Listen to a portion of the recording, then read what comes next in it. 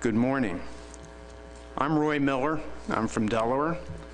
I'm the new Coastal Shark Board Chair, and I would like to convene today's Coastal Shark Board meeting.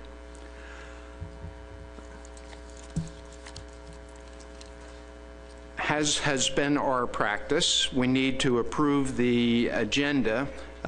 Draft agendas are available over on the table if you don't have one. Are there any additions or corrections to the agenda as we have it before us? Seeing no hands, I'll assume that it's approved as proposed. Next item is the approval of the proceedings from the October 2016 Shark Board meeting.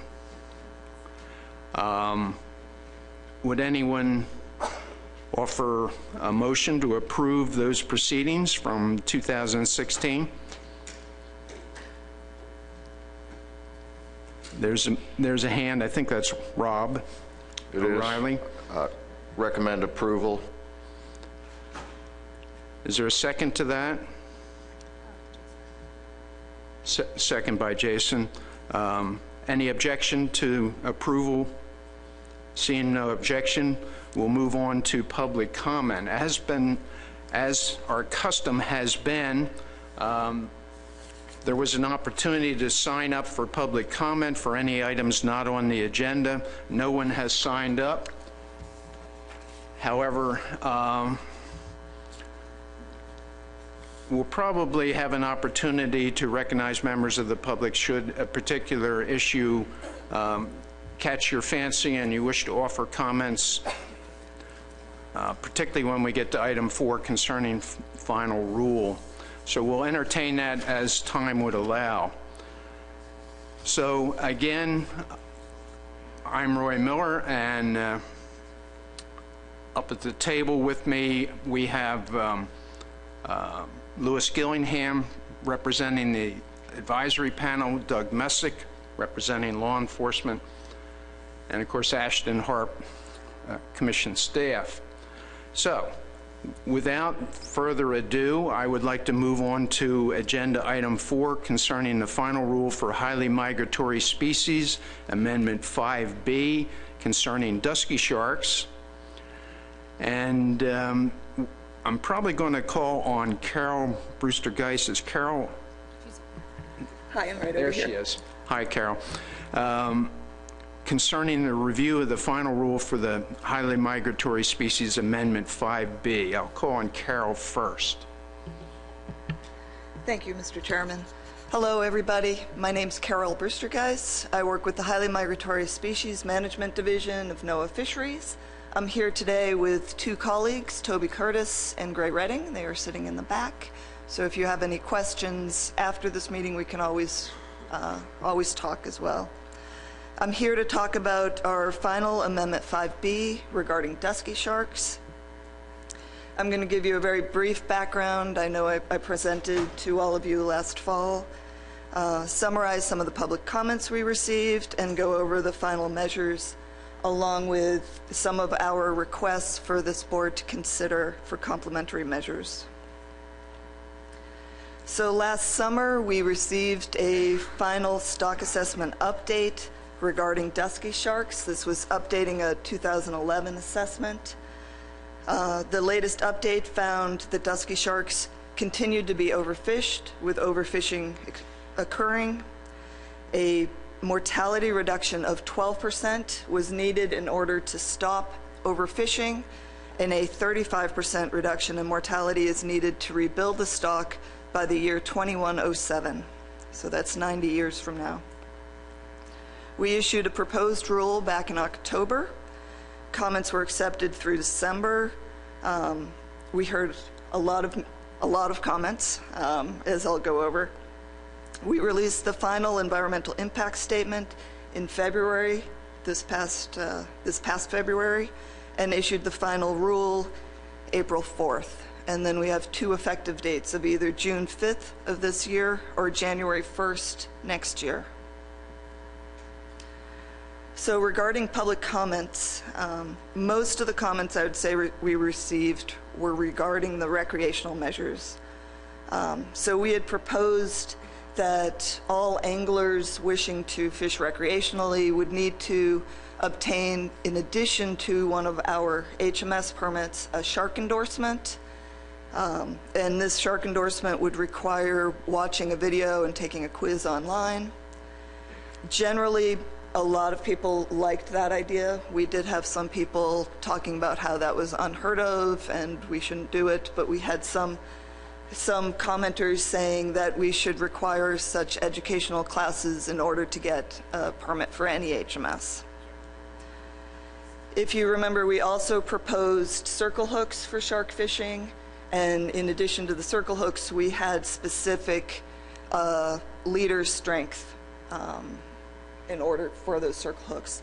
Most of the comments were in regard to that. People did not like the leader strength. They thought that that proposal would limit their ability to fish recreationally for other species such as dolphin or wahoo or swordfish, tunas, billfish. So we heard a lot of those comments. And then we also heard comments that we needed to improve recreational catch data for all sharks, not just duskies. Commercially, we had proposed removing as much gear as possible from the dusky shark, particularly pelagic longliners, cutting the gangin no more than 3 feet from the hook. And we heard a lot of the longliners tell us that there were safety concerns with that if the shark was really fighting, cutting a tight line would cause the line to snap back in their face. So they had some concerns about that. We also had concerns that our proposed measure to move 1 nautical mile would not be far enough away from the dusky sharks, and you could still reach dusky sharks. And then we had some concern about whether or not circle hooks would be effective on bottom longline gear. Beyond the commercial and recreational measures, we had a lot of comments that there are a lot of dusky sharks caught as bycatch in non-HMS fisheries, and we need to worry and set up measures regarding that bycatch. We also had support for some of the hotspot closed areas that we looked at but did not propose, and a lot of questions about how we're going to monitor the effectiveness of the final measures. So we considered all of those comments and made a number of changes.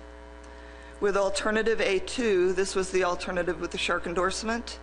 We did finalize this. This will go into effect January 1st of next year. This will include an educational video of about 2 minutes. We have a draft available right now that we showed our advisory panel yesterday, which, if the board likes, I can show today. It's a little bit longer than 2 minutes. And the video focuses on how to identify dusky sharks and other ridgeback sharks, and some of the measures to handle and release sharks safely. There would then be a quiz just to make sure that everybody heard the same information in the video, and the quiz would be really short. It's just an educational tool. Nobody would fail the quiz. If you answer the wrong answer, you would just get, nope, that was wrong, here's the right answer, and it would explain it. And then we're also working on updating all of our educational materials. So our recreational placard, we're working on a prohibited species poster, we're working on a little sticker about dusky sharks. So a lot more educational materials than we had before. Alternative 6D, this is a new alternative based on some of the comments that we received regarding circle hooks. So this would also be effective January 1st, and this would require the use of non-offset, non-stainless steel circle hooks by all of our permit holders with a shark endorsement when fishing for sharks recreationally south of 41 degrees 43 minutes north latitude. That is about equivalent with Chatham, Massachusetts. So any place north of that, you don't need to use the circle hooks. Any place south, you would. And this was based on the northernmost range of dusky sharks. So the map on the screen, you'll see the green dots on the bottom. That is all the data we have regarding where dusky sharks occur. So that's how we drew that line.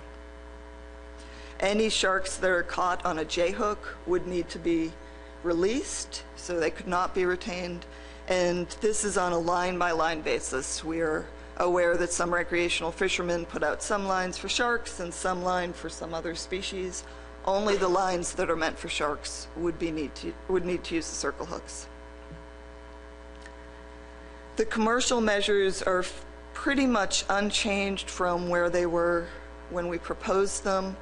The difference would be alternative B3.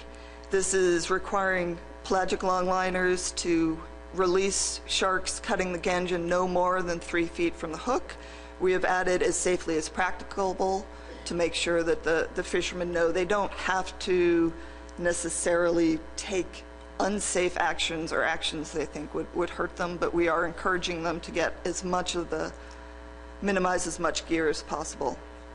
And they are all trained in how to do this because they are required to take a class on how to release sea turtles, and these gears they're using to release the sharks are the same. They'd also be required to complete additional information in those workshops. Only this information would be on shark identification, not on sea turtles. And they would need to notify others when they interact with a dusky shark and move at least 1 nautical mile away. The 1 nautical mile is equivalent to what we require for sea turtles and marine mammals. So this is not something outrageously new, it's just new for sharks. And then alternative B9 is requiring the use of circle hooks in the directed bottom longline fishery. So to summarize, we're pretty sure all of these final measures will end overfishing immediately, and that is that 12% fishing mortality reduction. And that we will achieve the mortality reduction target of 35% in order to rebuild the stock by 2107. The other thing Amendment 5B did is we did clarify what the annual catch limit is for all of our prohibited species, including dusky sharks, and that means an ACL of 0. We are aware there's bycatch of all of these species, but we did not want to encourage fishermen to try to reach any particular target. So we have set it at 0 with the understanding, yes, there will be some bycatch, but we will be monitoring that and we'll take additional measures as needed to reduce that mortality if any of the mortality on particular species starts going up. So the last thing I wanted to touch on is what measures we think we would like the states to take in order to be complementary with us. The first, I think probably the most obvious, is help us with outreach and education. And part of this would be helping distribute some of our educational materials we are creating, along with providing links to that material online on the state web pages. So for instance, if the state has a web page on how to get a state license, maybe also provide links to our outreach materials, and perhaps if somebody is interested in fishing in federal waters, the link to our permits web page. We'd also like to collaborate with the states on development of the best practices to handle and release sharks, particularly when we're talking about shore and pier-based fishing. Part of NOAA fisheries, we're federal waters. We don't have any fishing from shore, but all of you do. So how you release a shark from shore can be very different than how you would release it from the side of a vessel. We would like you to consider requiring circle hooks in the various state hook and line fisheries. So this would be in your recreational fisheries along with your short line and possibly commercial hand gear fisheries. We'd like you to consider requiring fishermen to maximize gear removal before removing sharks. So as I said, our pelagic longline fishermen are now, or as of June 5th, will be required to remove sharks with no more than 3 feet from the gangin remaining. And then we'd also like to have you consider using cooperative research with us to improve estimates of dusky and other sharks that are caught in state water fisheries. And one idea we had could be maybe via the commercial shark research fishery. This is a research fishery that we only have between 5 and 10 fishermen participate in annually. They are the only fishermen who are allowed to land sandbar sharks. They have 100% observer coverage. They are very limited in how many hooks they can use and what their soak times are. So we regulate them pretty well. The problem is because they can land sandbar sharks, they are not allowed to fish in state waters. But this is one way we could all collect additional data on what's happening in state waters for dusky and sandbar sharks if we could find some way of letting these fishermen into state waters. And that's all I have. If there are any questions, thank you. Thank you, Carol. At this point, we'll entertain any questions based on Carol's presentation. I see a hand in the back. Is that Jim? Yes, sir. Thank you, Mr. Chairman. Thank you, Carol. Question that I have is, if I think we're going to be considering adopting some of these measures in state waters, if we do not adopt the measures that you suggested in state waters, and specifically I'm talking about the requirement to have educational information mandatory for recreational fishermen, if we do not do that, do you still think that you will reach your goals? So I think we could, but it's not as likely, as certain. A big portion of Amendment 5B is the education and outreach. It's teaching recreational anglers what a dusky shark is. It's teaching the commercial fishermen what dusky sharks are. Not all fishermen are aware of it. You will hear a lot of particularly recreational anglers talk about sand sharks or brown sharks. In most cases, those anglers are talking about a ridgeback species that they are not supposed to be landing.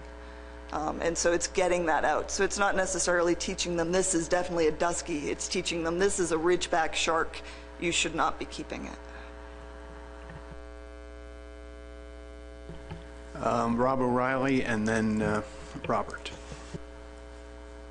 Thank you, Mr. Chair, and thank you, Carol. And I guess one thing I'd be interested in, it seems that your summary pretty much captures what's in the rule, and so it would be good to have that. Most states or all states have some type of an advisory group where the advisory group could be provided this information both on the recreational and the commercial side, so that'd be beneficial. The website, I understand that part of it. I was curious, and when you talked about the circle hook, I didn't see the word shark there, but you did mean hook and line fisheries for shark. Is that correct? That's correct. Okay, and I'll follow, if I may, Mr. Chair, just with a suggestion. So the way you portrayed the quiz, I think you need to get at the psychology a little bit. So we often are subjected in the states to these conflict of interest and other types of quizzes, and to just provide the right answer is probably going to be less effective than if you can look at your quiz, your design, and make them get the right answer. So even if it takes someone 3 tries, I think it'd be better for them to recognize that, because I would be concerned with someone taking the quiz. They really aren't paying attention. They know they're just going to get the answer. Okay, on we go. So there may be a subtlety there that you could consider with the way the quiz is taken. So just a suggestion. And then the endorsement is definite. That's what I saw there. Is that correct? That's correct. Thank you, Carol. Yeah, maybe a multiple choice answer or something like that, Rob. Robert. Mr. Chairman, not a question for Carol, although thank you, Carol, for the presentation, but some discussion when we're ready for it.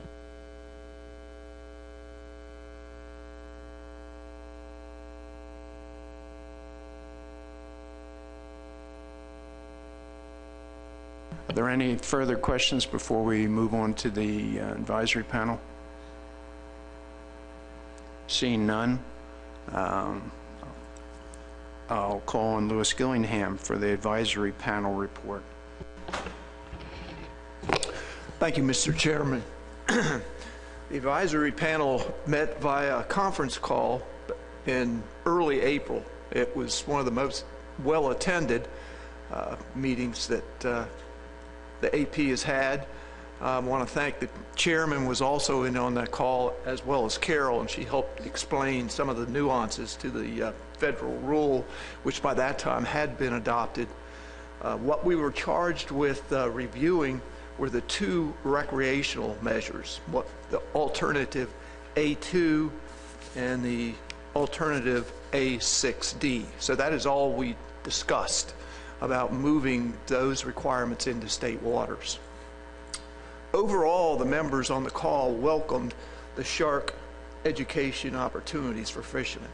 They noted shark misidentification by recreational fishermen is common. In some cases, this actually deters anglers from shark fishing because they don't know what they can and can't keep. And in other cases, it leads to additional mortality when they have a shark that they can't keep, but they think it's something else, like the proverbial sand shark, which includes, I don't know how many different species in their mind. There was opposition to the shark identification training course leading to a separate permit, but multiple participants preferred states to consider some options. They suggested states could require recreational shark anglers fishing for sharks take a short online quiz and video similar to the one being developed by NOAA, and through this was identified potential action could be an addendum to the Atlantic States Marine Fisheries Commission Coastal Sharks FMP, or a mandate put forward by each state. In the latter case, states would develop regulatory language and then advertise the requirement amongst their anglers. If the latter is chosen, states could ask fishermen to take a identification training course quiz when applying for the state saltwater fishing license, but the angler could take the course at any time during the year. In that situation, after an angler completes the quiz, a unique number could be generated and shown on the screen. Anglers will provide this number to law enforcement upon request, so it is essentially a permit. The number could be written on their state fishing license or just a copy of the original page. Potential action: the Commission should work with HMS to have the quiz create a unique number at the end of their quiz. So states could piggyback onto that. However, this is not currently part of the scope of the work, at least at the time of our conference call in early April. The AP recommends the Commission seek feedback from law enforcement on enforceability of this action. The AP also noted that the NOAA HMS permit and shark endorsement is vessel-based, and their quiz is focused on fishing from vessels. But there's a definite need for states to take the lead in developing best practices when releasing sharks from beach, piers, and jetties.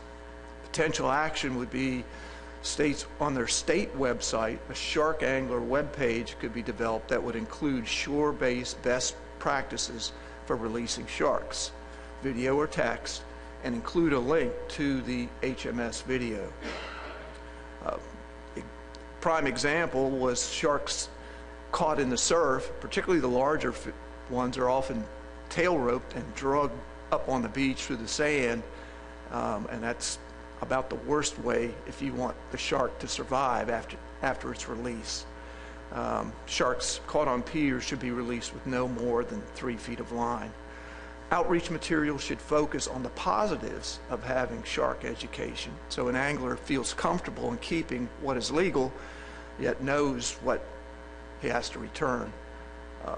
And this would make it more than just a mere requirement. It would be advantageous for the recreational angler.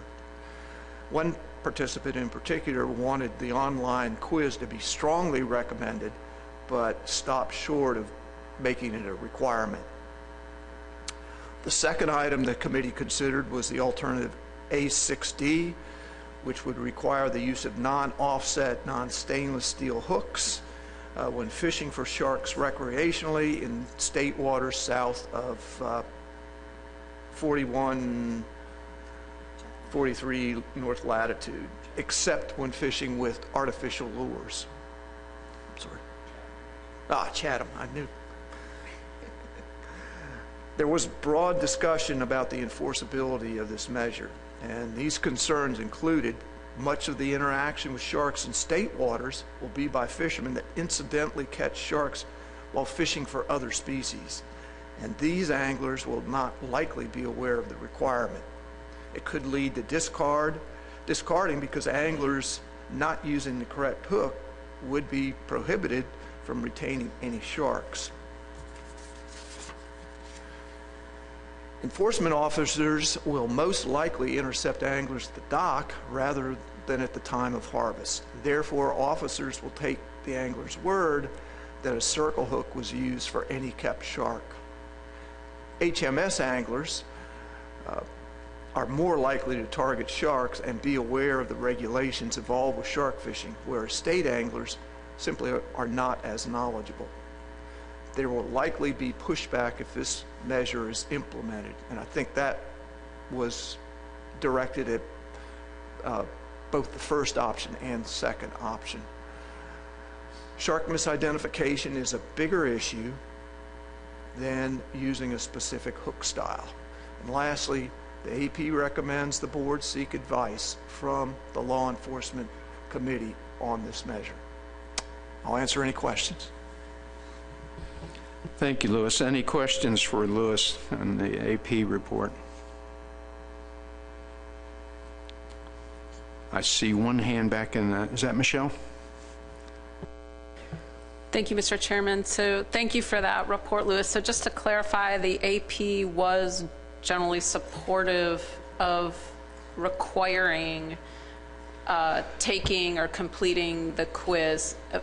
The AP was supportive of that being a state requirement, but it sounds like they also suggested law enforcement committee input on that.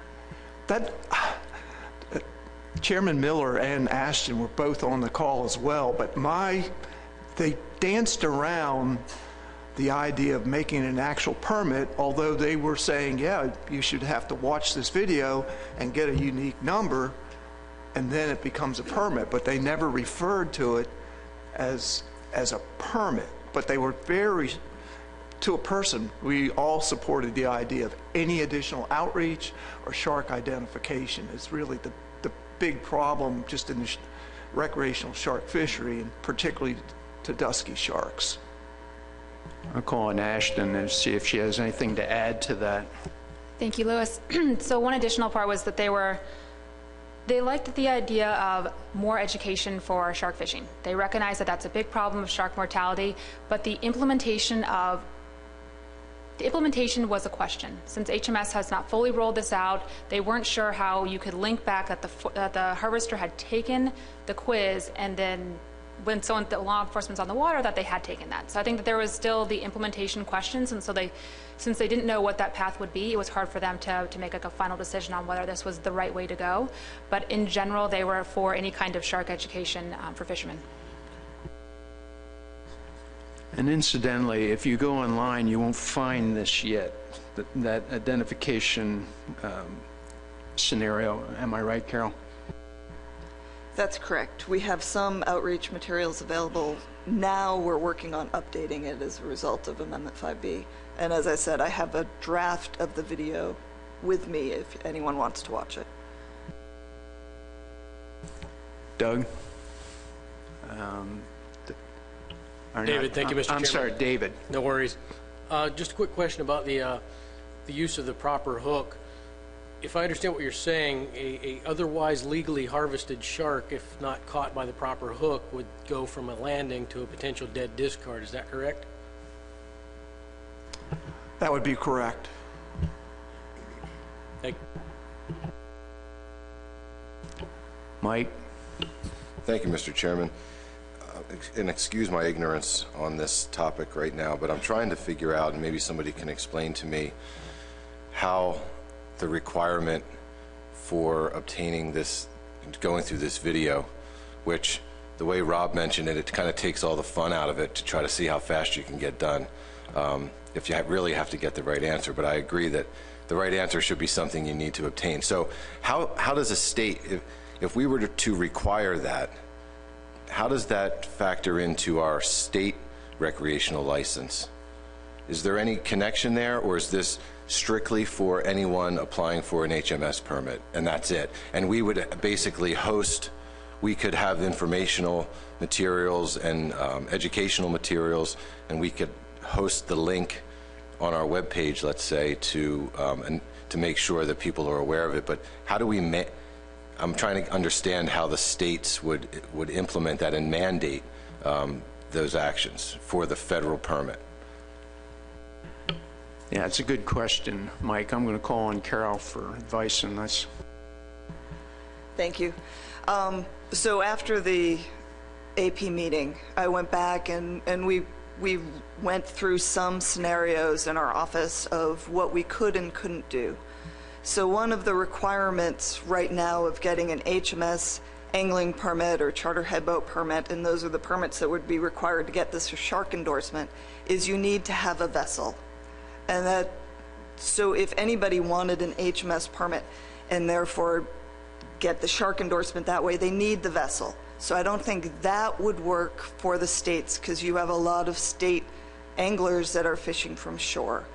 But we did come up with some options about still putting the video up on that same web page with the permit, where anyone could take it. And we had a couple different options. One would be sort of they could take the video, watch the video, take the quiz, and then it would say, "Great job.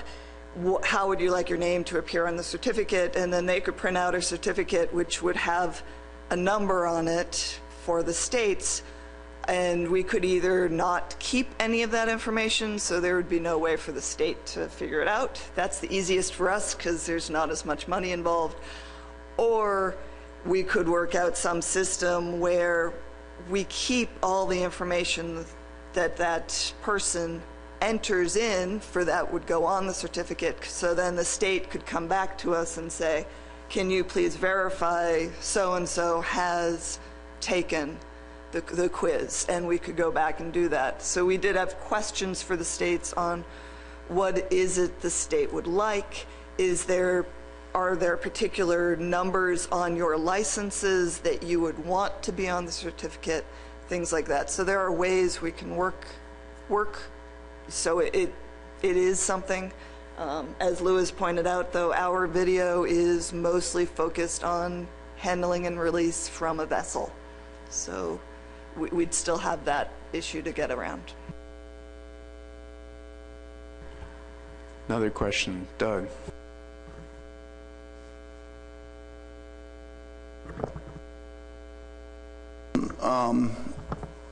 How one determines if they're a directed shark fisherman or it's incidental, and how law enforcement determines that. Thus, if you have this requirement to take a course, you know, if you're fishing for cobia, you're fishing for king mackerel, you're fishing for amberjack, whatever, and you're catching sharks, are you directed?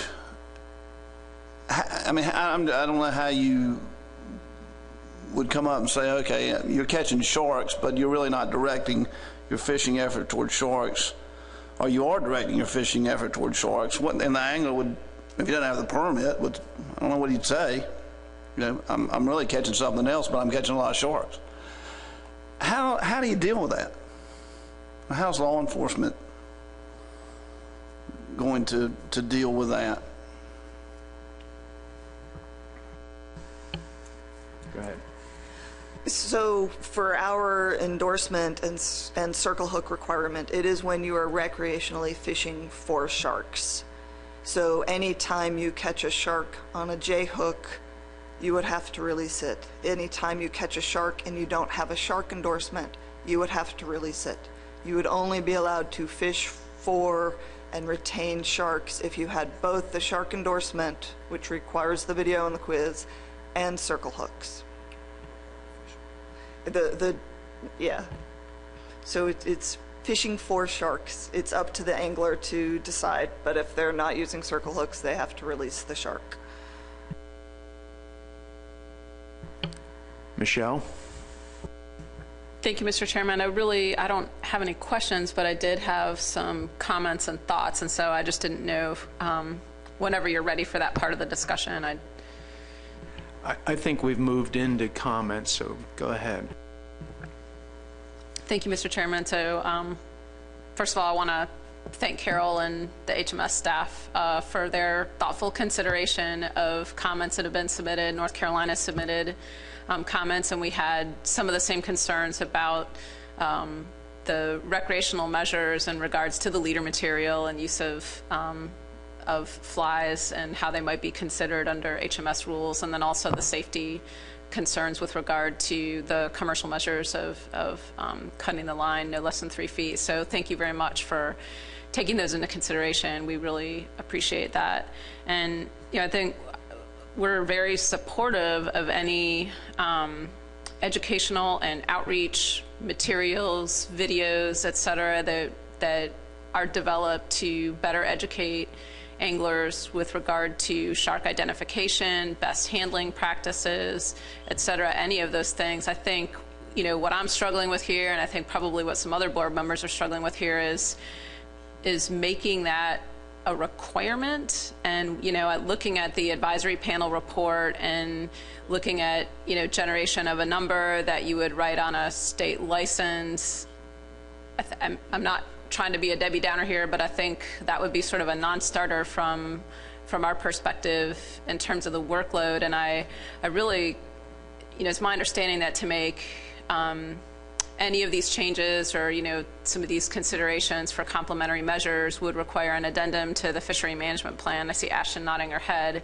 And I would want some law enforcement committee input, as recommended by the advisory panel on a couple of these measures. The requirement for circle hooks in state waters for various state hook and line fisheries, just because I think for us, we would have to go back and take a look at what overlap there might be with some existing state regulations that we have on the books and how that might impact things. And then I think we would be certainly more than happy to host links to any of the educational and outreach materials on our website, within our proclamations that we issue with regard to shark harvest commercially and recreationally. I'm just struggling with making that a requirement. I understand the intent and are very supportive of those efforts, but that's something I'm struggling with. I would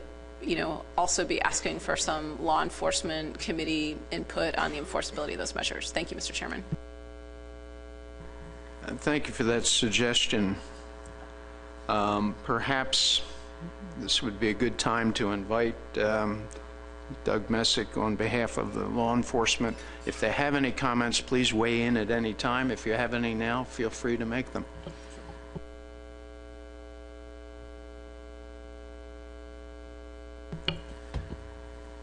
Good morning. Yeah, I'm agreeing that it's going to be, a lot of these measures are very workable. It's going to take a lot of education and outreach on both parts of it. I'm listening to a lot of the comments, and I do agree this does need to come back and go in front of the law enforcement committee so that each state can weigh in, so that we can look at different regulations up and down the coast. I also agree a lot of the shore-based fishermen, I know particularly in our state of Delaware and nearby Maryland, it's a large shore-based fishery, so we really have to incorporate that into it. And to answer some of the questions beforehand, most folks, when we make an initial boarding, they're in some type of targeted or directed fishery. They know what they're fishing for. You can tell by different baits, by different setups, or you can tell by the person who is just out there to catch whatever comes along. The ones that are going to take the education are going to be those folks who are just down there that are just arbitrarily fishing for anything, and they're going to have the incidental catch. The folks who are targeting these sharks, they know what they're doing, so they will take advantage and weigh in on the options. But I do agree that there's a lot of more questions that need to be answered. I would like to see it go in front of the Law Enforcement Committee and address some of these questions so we can bring back. But yes, most of the measures are enforceable, and it's going to take a good round of education and outreach.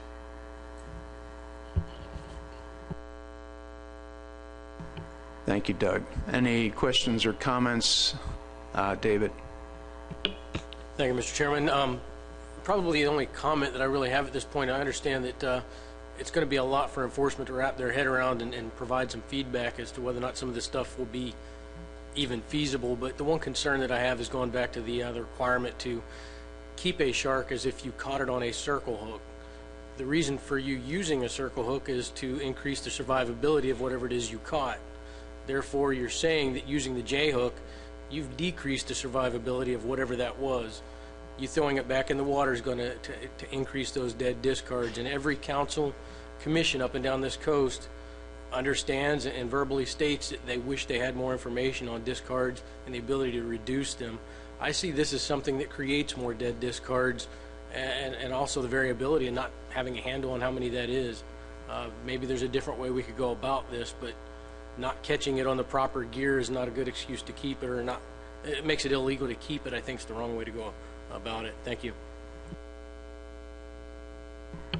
Any other comments or questions? Robert? Thank you, Mr. Chairman. Just a general discussion. Carol, again, thank you for the presentation. Thank you for your consideration of our comments that we submitted to you back in December. I guess where I'm coming from is the request now for the complementary measures. I should note our legislature has weighed in on this issue, years ago. Carol, as you know, we do adopt by reference federal law, and so for sharks, and so that makes for us shark management very easy in South Carolina, very easy for recreational and commercial anglers to understand with the complementary measures. However, General Assembly has codified that no federal recreational angling permit or federal charter headboat permit would be required for taking or possessing of sharks in state waters in South Carolina. So I'm not in a position to support the endorsement, and I think we need to be very, very careful. I certainly understand where we are, and when trying to educate folks, that education can go a long way.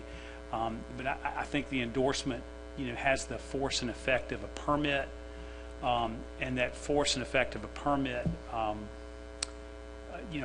when our legislature has said we're not going to require this in state waters, I think we need to be very, very careful of, and I can't support that. Thank you.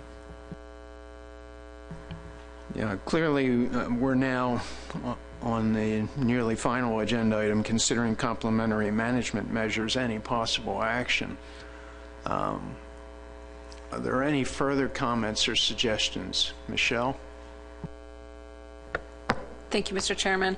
Also, and I apologize that I didn't do this earlier, and this is directed really at Carol, but the consideration for cooperative research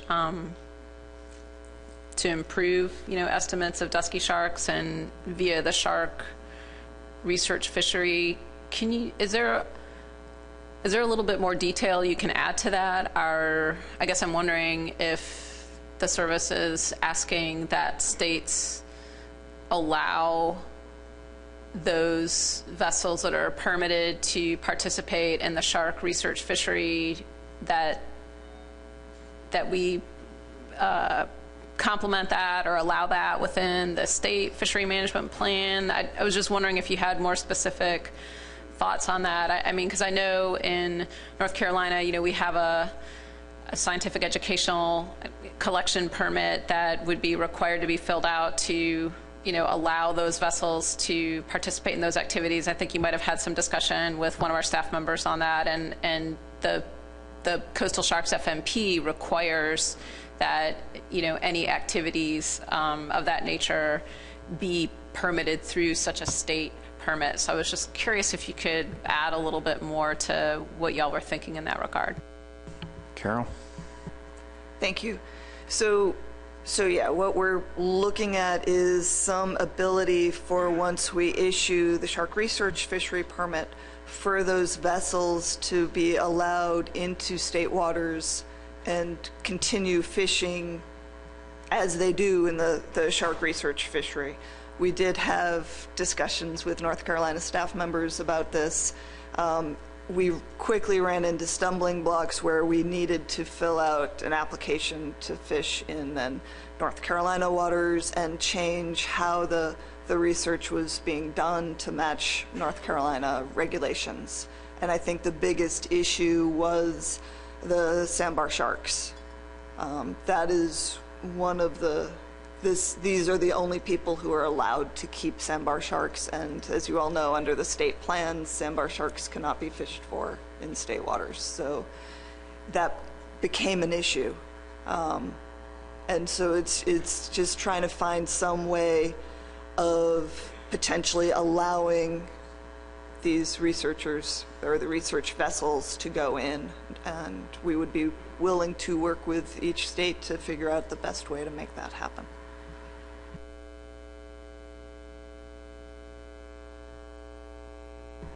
Other comments or questions? I see a hand in the audience. I'll get to that in just a second.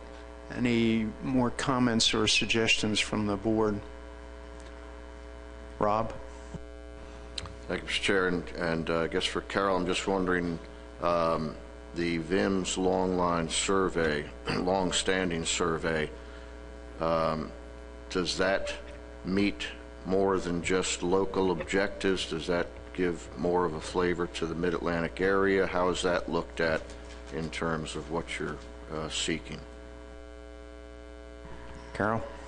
So the VIMS Longline Survey is a great survey. It's one of the longest running shark surveys we have, and it's critical for a lot of our shark assessments, including dusky and sandbar. So we definitely use that and rely on that a lot. I think that samples certain portions of the bay, but it would be interesting to have some more research farther offshore, closer to the state federal line than where the VIM survey reaches. Any more comments or suggestions from the board? Seeing none at the moment, I'll go to the audience. There was a hand back there. Sonia? Please identify yourself. Thank you. Thank you, Mr. Chairman. Sonia Fordham. I'm president of Shark Advocates International, also a member of the ASMFC Shark Advisory Panel. I also serve on the HMS Advisory Panel. We're actually meeting this week in Silver Spring, and we got a similar briefing from NOAA about the Dusky Shark Amendment yesterday. So it's probably no surprise to you that I'm strongly in favor of complementary action by the ASMFC to support new measures for dusky sharks and boost the chances of effective rebuilding, especially in light of the dire status of the population and the exceptional vulnerability of this particular species. I wanted to just take the opportunity to express that on the record because I wasn't able to participate in the AP call because of a scheduling conflict. I just want to add that I recognize that there's a few challenges with this amendment, but to really stress that for the conservation community, this has been a really long time coming, this amendment. I mean, Carol will remember better than I, but I think the first new measures for duskies were back proposed in 2011. It's been several years. As she said, we're looking at a 90-year recovery period.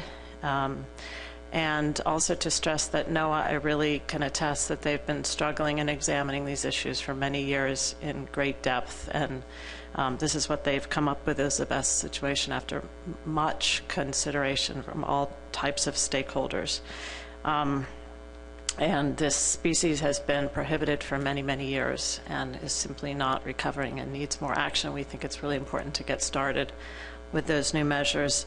And then finally, for what it's worth, I just wanted to say, I think it's fair to say there was a considerable amount of support for complementary state action expressed yesterday in Silver Spring at the HMS AP meeting. So thank you for your consideration. Thank you, so. Any other public comment that would be pertinent at this time? Seeing no hands,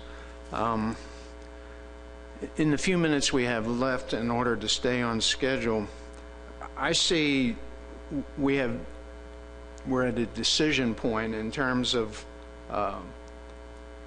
basically two choices: voluntary implementation of these federal measures within state waters, or mandatory implementation of these federal measures within state waters. And I'm wondering if board members have opinions on this, how we should proceed. Colin Ashton. Just one other path was that we could go to the LEC over the summertime and discuss that, and I could reach out to states and kind of discuss what kind of outreach they're already doing as far as shore-based practices. It seems that some states are already kind of starting to move towards that that way, and I would like to just gather that into a single document, and also if any states are using circle or have circle hook requirements, how are they doing that, and how has that worked on the water for them? So that's another possible way that we could go. The decision could be made at the August board meeting.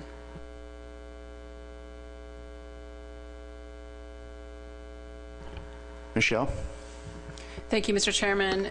Thanks for that, Ashton, because that's in line with what I had suggested in terms of going to the LEC and having them weigh in on some of the logistics involved with the request for complementary measures in state waters. And I think it would be, prudent and useful for us to have, for that information to be collected with regard to use of circle hooks in state waters as it stands, right now, or potential hurdles or conflicts in doing so. I'm not prepared to make a decision one way or the other today at this meeting without that input. Thank you.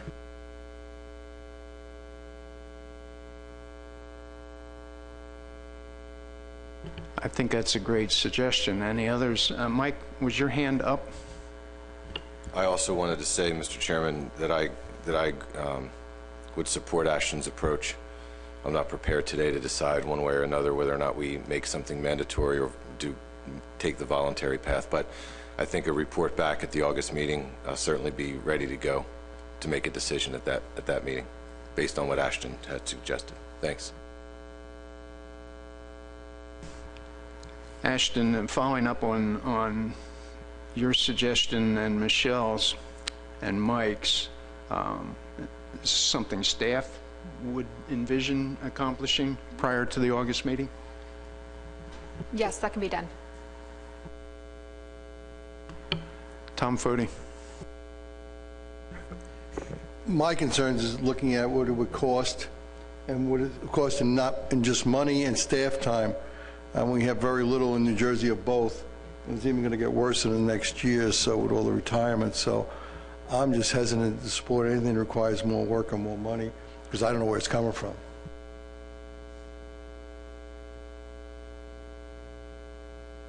Carol?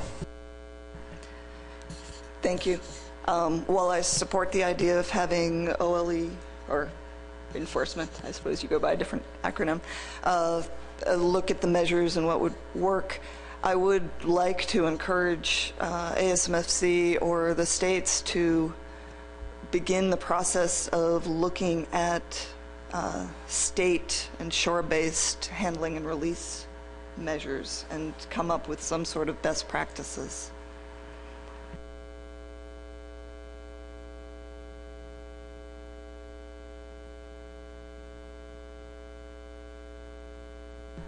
Well, fortunately, with regard to the recreational measures, we do have a little time since they become effective January 1, 2018. And so by gathering information to show where we are at present for the August meeting, that would be at least on track with if we need to take any further action at some point in the future, we'll probably be able to in time for the 2018 implementation. Any additional suggestions or comments? Michelle. Thank you, Mr. Chairman. I guess just to note again that I agree that, research, we could get some really valuable research and information from state waters, from shark research vessels, being allowed to operate in state waters. I think the stumbling blocks are really, I think the Fisheries Service having some concerns about applying for a state scientific and educational collection permit as required under the fishery management plan, as well as, I think, Carol noted the difference in the allowable gears that are used in that fishery. And so I don't know if that's something that, Ashton, in your work between now and the summer meeting, if this is something that, the TC would consider, or, I'm just noting that we could get a lot of valuable information if there was some way for NOAA to apply it for the state scientific and educational collection permits. So we're supportive of the research. It's, there's these two items that I think are preventing that, and I just didn't want to lose sight of that. Thank you. That's a good point, Michelle. Any other comments, suggestions? If I could briefly summarize, then ASMFC staff will basically poll the states in terms of information gathering, in terms of where we are at present with state measures that would be complementary to the federal action. And we'll hear a report on that in August, and then that'll give us a little more direction and a little more information on where we need to go as a body in terms of the Shark Board and complementary implementation of these federal measures.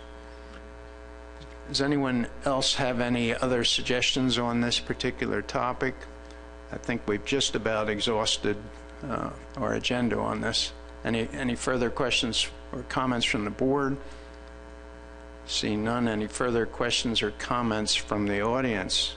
Seeing none. I will note that at a future meeting, perhaps in August, we'll take up the idea of a vice chair for this particular board. We'll defer until then.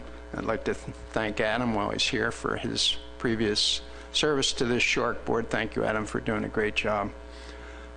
Anything further for this board? Seeing no hands, we're adjourned. Thank you.